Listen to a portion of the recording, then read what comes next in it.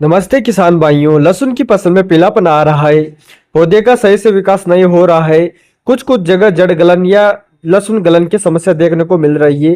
तो अब उसके लिए हम कौन सा उपचार करें, कौन सा स्प्रे करें कि हमें 100% रिजल्ट मिले और हमारी लहसुन की फसल ये रोग 100% खत्म हो जाए।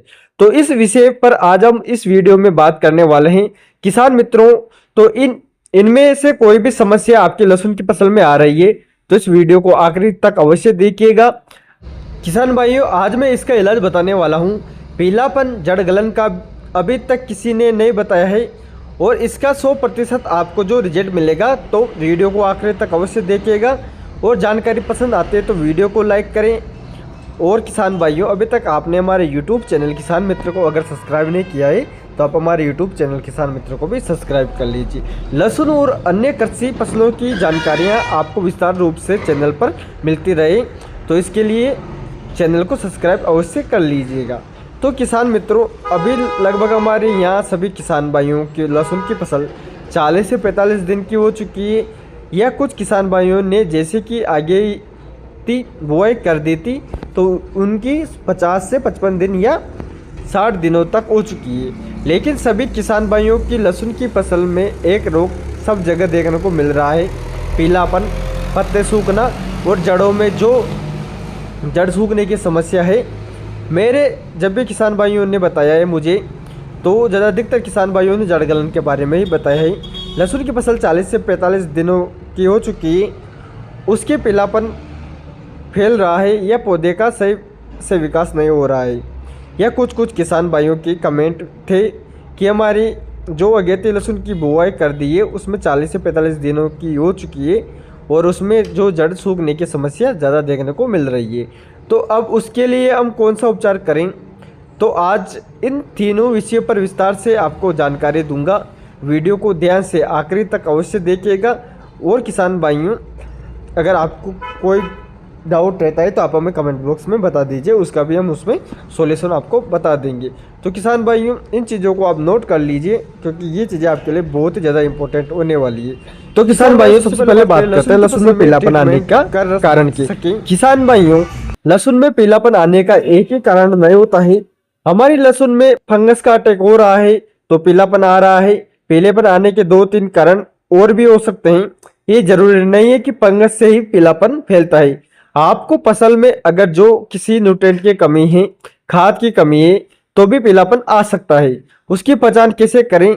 उसके बाद अगर जो आप जरूरत से ज़्यादा पानी पिला रहे हैं, जैसे कि अभी बहुत सारे किसान भाइयों ने यहाँ पर ड्रिप लगी हुई है या मिनी स्प्रिंकलर लगे हुए हैं, उससे क्या होता है कि लंबे समय तक अगर जो आप सिंचाई करते हैं लहसुन में, उससे भी पीलापन फैलता है क्योंकि नमी ज़्यादा बनी रहती है। तो उससे पौधा जो है भोजन अच्छी तरह से नहीं बना पाता, पौधे को प्रकाश संश्लेषण की क्रिया अच्छी प्रकार से नहीं हो पाती, नमी रहती है।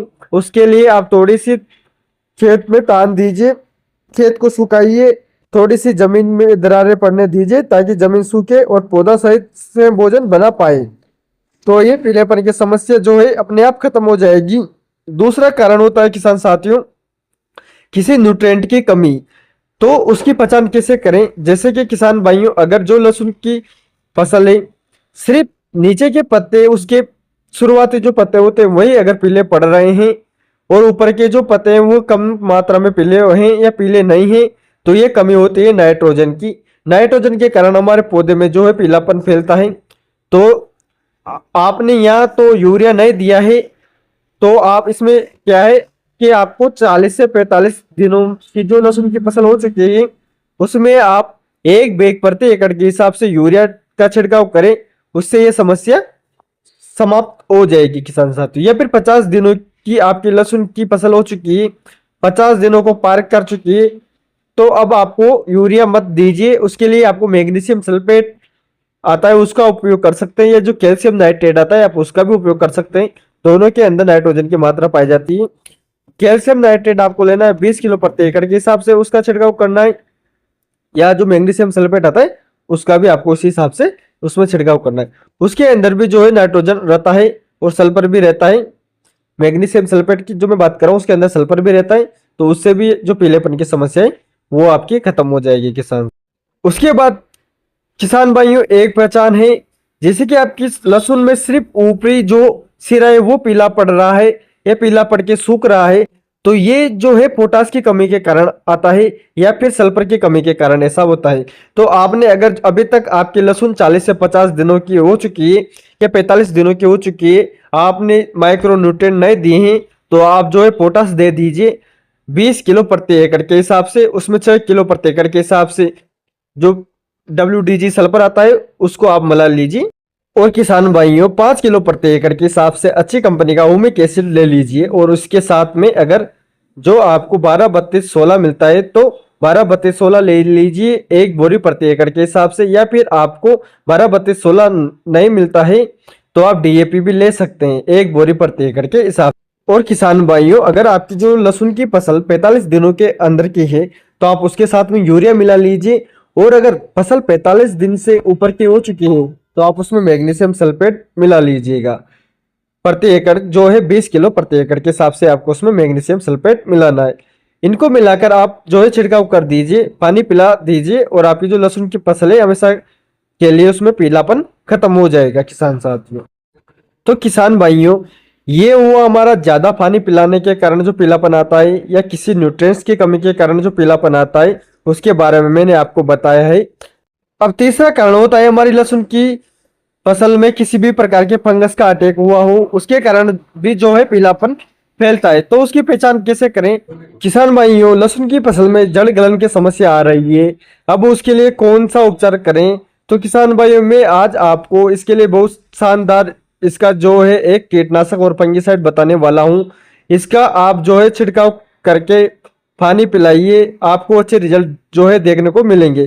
तो आज इसके लिए हमें क्या करना है किसान भाइयों, अगर जो आप पहले सबसे पहले लहसुन उखाड़ के देखिए, उसकी जड़ें अगर जो है सूख रही है, गुलाबी पड़ रही है, गुलाबी अगर जो पड़ रही है तो फंगस का अटैक है, सूख रही है तो उसमें कीड़े का अटैक है, या फिर जो है घटान टाइप की हो रही है तो उसमें निमोटोइड का अटैक है। किसान साथियों घटान जो है छोटे छोटे बन रही है तो यह निमोटोइड की समस्या हो सकती है।